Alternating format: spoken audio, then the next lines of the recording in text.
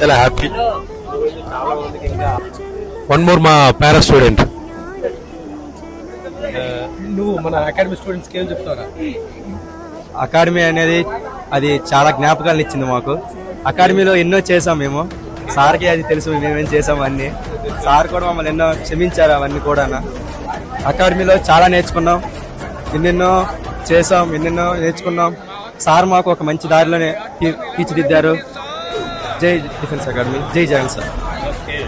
So main thing ఏంటంటే నీకు ఇక్కడ ట్రైనింగ్ ఎలా అనిపించింది అన్న? అంటే అకాడమీ నుంచి రావడం వల్ల నీకు ఇక్కడ ఈజీ అనిపించిందా, కష్టం అనిపించిందా? ఈజీగా అనిపించింది సార్. ఎందుకంటే మనం అకాడమీలో చేసిన roll call, main roll call. Roll కాల్లో సార్ చెప్తే గంట 2 గంటలే.